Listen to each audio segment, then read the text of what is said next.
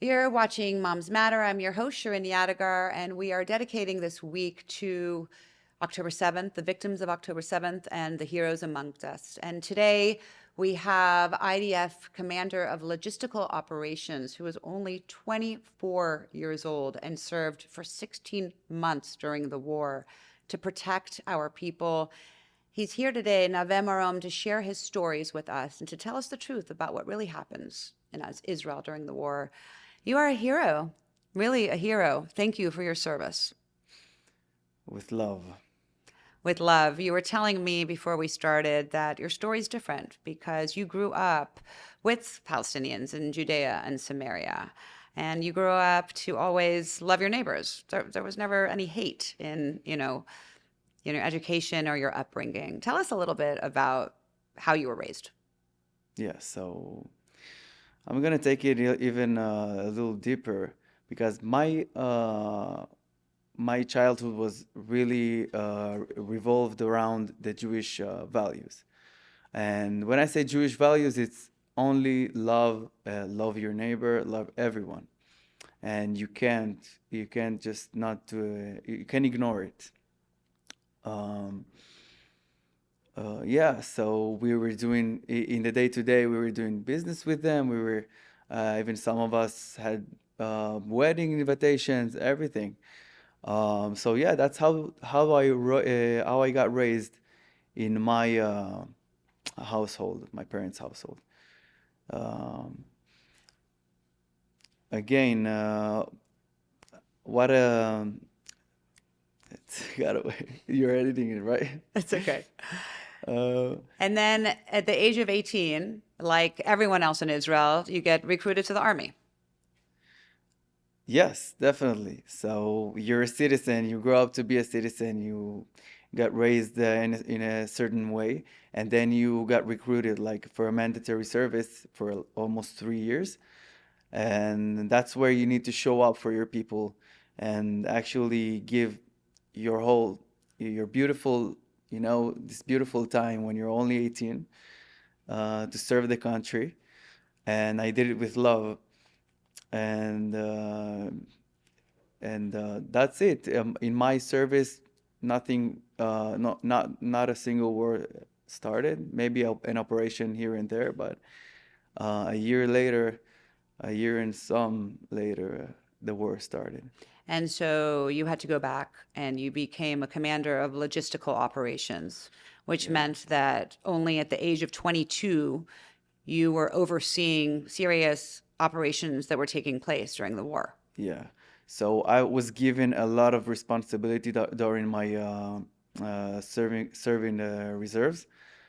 Um, I participated in a lot of operations like this, like you're saying, logistic operations. And yes, definitely. That's What, we hear the stories about how the IDF is so terrible in the news. It talks about how you're raping women and you're killing children. And I have a very hard time believing any of that because I know so many young Israelis who serve in the IDF and that are told by their commanders in chief how to behave. So tell us the truth. Tell us what really happens on the field. so on the field, you have to understand that once you take a lot of 18 years old and put them in uniform and give them weapon, they won't turn into those animals after they got raised in beautiful houses with beautiful parents, beautiful families and towns.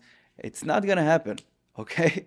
The tiger won't be a lion, and then the lion won't be a bear. It's not gonna be. So you can't make something up, okay?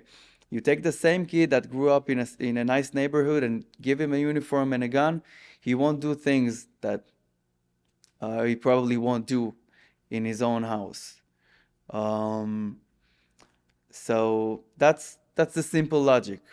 And when we get recruited, we have this boot camp that we go through that teaches us about the values of the IDF. So it's very important to learn about the values of the IDF first, at first. What do you mean And by values? What are the values of the IDF? so, first of all of the protocols, when you open fire, everything um, revolves around a lot of morality. Okay. Um, So what does that mean? If you're in a field and you see, women or children, does that yes, mean you because can't? that's right. Because I can tell you, I can go on and on about how we are thought to be nice people, but it doesn't matter. If we go down to the protocols, we can see that they revolve around humanity, okay, and taking action as the last resort and not as the first thing you do when you feel in danger. So that's when you find, and you have to go between the line to find the actual purpose of these protocols. And yes, that's where you can be certain that this is the IDF really is the most human driven Did you ever have a army. moment where you were on the field and you had to make any very difficult decisions? Me myself now, everything in the logistic part is uh, is okay because you always have answers. Sometimes you have difficulties, but it's not something that you can get through. Did you ever think when you went in 2023 that we would still be in a war here 2 years later? I had me personally, Yeah. I had this sense. Um, I before the war, I I threw up everything. Like I left everything here. I was here in the United States then for traveling. Then I got back. I had my old thing going on, and then I got recruited. And the only thing I wanted to do at the time is to give and to serve and to give from myself. And I wasn't looking on the clock. I was doing it for as long as I needed to. So yeah, and I'm sure all of my brothers and sisters that are doing it right now are all the same. We're not looking on the clock. We will do it for as long as it takes. It's so beautiful to see how all of you young people, 18 to 30, go and serve your nation really out of love, out of protection, because you've never known anything else. Since the time you were born, you've had to live side by side with an enemy who truly wants to annihilate you. And so you know that this is something you have to do. And like you said, you're not looking at the clock. You're going in and you're serving because you know if you don't, it could be the end of our people. And what you are doing is protecting Jews all over the world. I don't know if you all even realize the depth of your courageous acts. Do you realize that?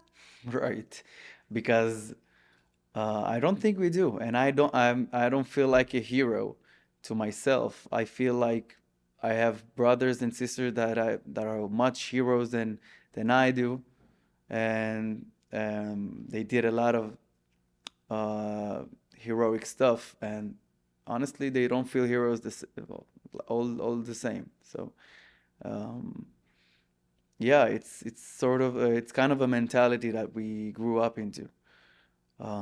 We do what it takes. We're like a bunch of lions.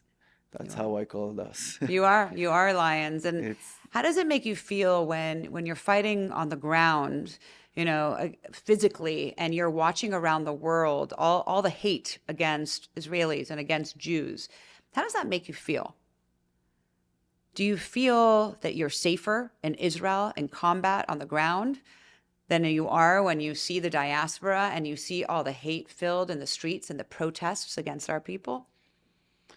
um honestly, it doesn't get to me because I just do what I need to do. I know everything else is just noise, and the ones that are talking, they're only talking. They will keep talking, and the one that are doing something, you won't find them talking. And and that's the most important thing, to keep the flame going. I don't think anything else matters. It doesn't. Incredible. We need to learn from you and the mentality that you have and how you keep moving forward. And tell me what you're doing now. You're in Los Angeles. You've done your service. What's next for you? What are you doing here now? Wow. So right now I came to Los Angeles into this NLP seminar as a part of my rehabilitation journey from when I was injured, and then I joined my friend Daniel Sharabi. He has a foundation here in Israel, and we went to all kinds of events to raise funds for the foundation for the Nova survivors. And then they wanted someone to speak at a bar mitzvah. And it's a funny story because he had this interview and he sent me. He told them I have a friend, he was a soldier. And then I went. I gave them this amazing speech, I think, because I didn't even prepare correctly. I tried to, but it just didn't came out of me. And then I found some kind of purpose because they loved it. The kids were so inspired, and I think it's very important because once I actually uh, saw the Jewish youth of Los Angeles, and I realized that they're they need it. They need the connection. They need this connection. They need to hear the things that I have to say, and not only that it will strengthen their Jewish identity, but it will strengthen them as human beings, and that's what I aspire to do, and I hopefully will do it all over LA when if God giving me the chance to. When you say you were injured and you came here for rehabilitation, what happened? What happened in my injury? Hmm. So as a part of it was as a part of an operation in our unit, I was driving to the ammunition base um, uh, in the middle of the night, and then this we had this huge shipment from the United States of ammunition. It was like 200 containers. Um, Me and two officers were sent there, and at this time, at this point of the operation, I was alone in the car. I crossed this junction, and one of our forces he crashed into me in like 80 miles, Hmm. um, with his car filled with ammunition. So the heat was very strong, and then I got hospitalized, and since then I'm in rehab physically and mentally. Um, I just got off the crouches like 6 months ago. Wow. Yeah, and I'm thankful for every minute that I've been here. This injury really put me on a more meaningful and um, purposeful path in my life. That's what I feel, that I'm not gonna settle for mediocre life. I'm gonna actually use my light, my what God given to me to maybe inspire even one person. And yeah, I'm thankful for every second that I'm here. It's really a miracle that happened to me. Yeah, And that definitely. you always choose life. And that's the beauty of the Israeli nation, Israeli people, is that we always choose life, no Right. matter how hard it is. I mean, you talk about how you had both physical and mental trauma. I cannot imagine what it's like as an IDF soldier to serve in the field mentally and then come back into society. I mean, how do you and your, fellow soldiers cope with life after a war? How do you go back to normal life? Yes, especially in a long period, in this like 2 years. It's been 2 years now, and your personal life, like the civilian life that you had, are actually frozen because every second that you're on the field and you're wearing uniforms, nothing happened to you in your private life. And a lot of people that had businesses, they got shut down. and people sacrificed their whole life for this war. And going back really feels like going back to the ruins of your life. But as you said, we look at the difficulty and we smile. That's how we do it.